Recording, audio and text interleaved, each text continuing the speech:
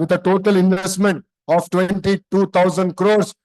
విన్నారు కదా, ఆంధ్రప్రదేశ్లో మే 16న 22,000 crores ఆఫ్ ఇన్వెస్ట్మెంట్ జరిగింది.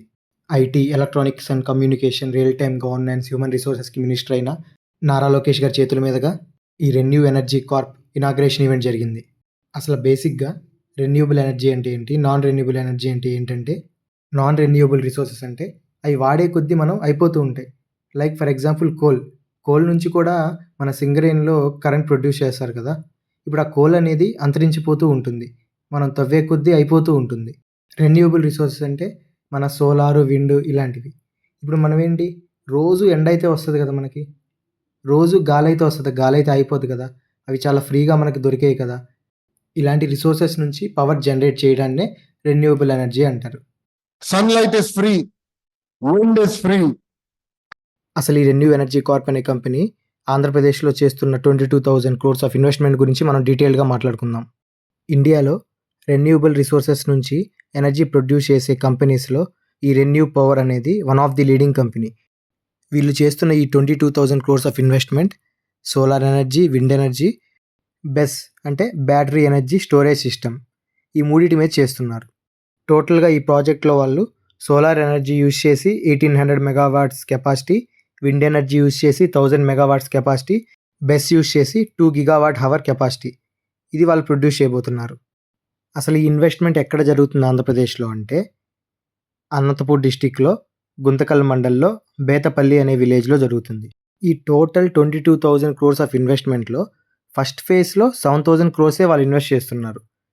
ఈ ఫస్ట్ ఫేజ్లో వాళ్ళు పెట్టుకున్న target 587 megawatts of solar power, 250 megawatts of wind power, 415 megawatts of battery energy storage system. First phase of ఇన్వెస్ట్మెంట్లో వాళ్ళు ప్రొడ్యూస్ చేయడానికి పెట్టుకున్న టార్గెట్స్ ఇవి. ఒకే ప్లేస్లో ఇంత పవర్ జనరేట్ చేయడం అనేది ఇండియాలోనే లార్జెస్ట్ ఇది. ఈ ఫేజ్ కంప్లీట్ అయ్యే టైంకి వాళ్ళు సోలార్, విండ్ అండ్ బెస్ యూజ్ చేసి 2.5 గిగావాట్స్ పవర్ జనరేట్ చేయడమే వాళ్ళ టార్గెట్. టోటల్గా మనం ఈ ప్రాజెక్ట్లో మాట్లాడుకున్నట్టు 22,000 crores 7,000 crores ఆఫ్ ఇన్వెస్ట్మెంట్ ఇప్పుడు చేస్తే, అండ్ రిమైనింగ్ సెకండ్ ఫేజ్లో చేయాలనేది వాళ్ళ టార్గెట్.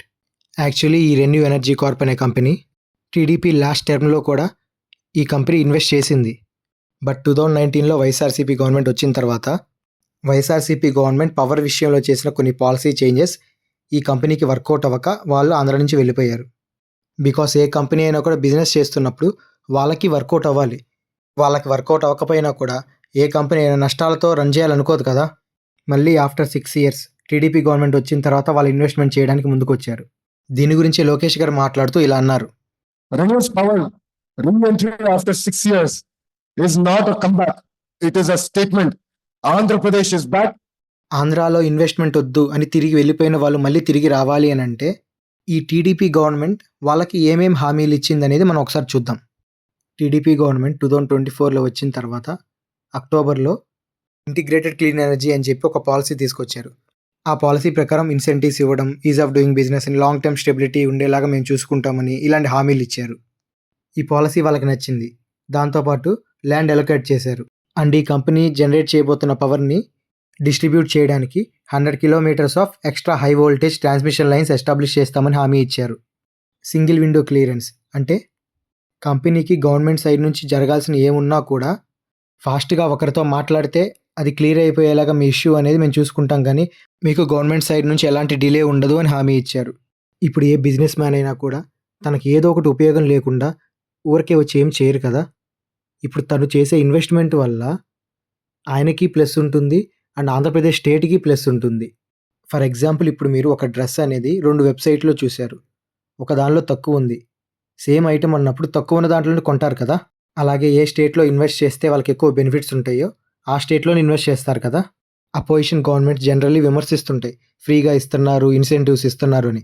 ఇవ్వకపోతే ఎవరైనా ఎందుకు చేస్తారు? ఇక్కడ మనం అర్థం చేసుకోవాల్సింది ఏంటంటే, ₹1 కూడా రాకుండా ఉండే కంటే ₹10 రావాల్సిన చోట ₹5, ₹6 వచ్చినా వచ్చినట్టే కదా. ఇలా 4-5 కంపెనీలు రాగానే ఇంకో 4-5 కంపెనీలు కూడా ఇంట్రెస్ట్ చూపిస్తాయి రావడానికి. ఫర్ ఎగ్జాంపుల్ హైదరాబాదే తీసుకోండి. అప్పట్లో గవర్నమెంట్స్ మీరు ఇక్కడికి వచ్చి పెట్టండి అని మన వాళ్ళు అడిగారు. అలా అడిగిన తర్వాత ఇప్పుడు వాళ్ళంతటా వాళ్ళే ఎన్ని కంపెనీస్ వచ్చి పెడుతున్నాయి. ఈ రెన్యూ ఎనర్జీ కంపెనీ ఇన్వెస్ట్మెంట్ చేయడం వల్ల డైరెక్ట్ జాబ్స్ అంటే ఏంటి, ఒక 5,000 నుంచి ఒక 7,000, ఇది ఒక ఎస్టిమేషన్ మటుకే. ఒక కన్‌స్ట్రక్షన్‌లో గానీ, లేదంటే సివిల్ వర్క్స్ గానీ, ఎలక్ట్రికల్ వర్క్స్ గానీ, ప్రాజెక్ట్ మేనేజర్స్ కానీ, ఇలా చాలా ఇంజినీర్స్‌కి గానీ, చాలా చాలా డైరెక్ట్ జాబ్స్ ఒస్తాయి. పర్మనెంట్ జాబ్స్ గూడా ఒక 1000 దాకా ఉంటాయి మనకి. ఒక skilled and semi skilled labours అందరికి. అంతకంటే ఎక్కువ గూడా రావచ్చు. ఇది జస్ట్ నా ఎస్టిమేషన్ మటికే. అండ్ ఇండైరెక్ట్ జాబ్స్ అంటే ట్రాన్స్‌పోర్టేషన్ వాళ్ళు, సప్లై చైన్ వాళ్ళు, హాస్పిటాలిటీ వాళ్ళు అండ్ లోకల్ బిజినెస్‌లు అంటే ఇప్పుడు అక్కడ ఒకళ్ళు వర్క్ చేస్తున్నారు. ఒక కంపెనీ ఉందంటే అక్కడ టిఫిన్ సెంటర్స్ అని రకరకాలుగా చాలా చాలా చాలా జాబ్స్ ఒస్తాయి మనకి. చాలా కంపెనీస్ ప్రీవియస్ గవర్నమెంట్‌తో కంపేర్ చేస్తే ఈ గవర్నమెంట్‌లో ఇన్వెస్ట్ చేయడానికి ఎందుకు ముందుకొస్తున్నారు అనే దాని గురించి మాట్లాడుతూ నారా లోకేష్ గారు ఇలా అన్నారు. Where others saw policy, he saw possibility. Where others saw risk, he saw opportunity. Lokesh గారి స్పీచ్‌లో ఇంకా ఏం చెప్పారంటే, ఫ్యూచర్‌లో మనకి పవర్ చార్జెస్ కూడా తగ్గుతాయి ఈ ప్రాజెక్ట్ వల్ల అనేది చెప్పారు. ఒకే ఏరియా నుంచి రెన్యూబుల్ రిసోర్సెస్ యూజ్ చేసి ఇంత పవర్‌ని జనరేట్ చేస్తున్నది ఓన్లీ మన ఆంధ్రప్రదేశ్‌కే కాదు, ఇండియాకి అండ్ వరల్డ్‌కి కూడా ఒక ఇన్స్పిరేషన్‌గా ఉంటుంది. రెన్యూబుల్ రిసోర్సెస్ త్రూ ఎలా జనరేట్ చేయొచ్చు అనేది నారా లోకేష్ గారు అన్నారు. Every megawatt generated here is a message to the world that India leads from the front and Andhra Pradesh stands at the helm. ఫైనల్‌గా నారా లోకేష్ గారు మాట్లాడుతూ ఇలా అన్నారు. మన దగ్గర బెంగళూరు లేదు, చెన్నై లేదు, హైదరాబాద్ లేదు, మన పరిస్థితి ఎలా ఉంటుందని ఆ నాయకులందరూ చెప్పా, మన దగ్గర ఒక బ్రాండ్ ఉంది, చంద్రబాబు నాయుడు గారు.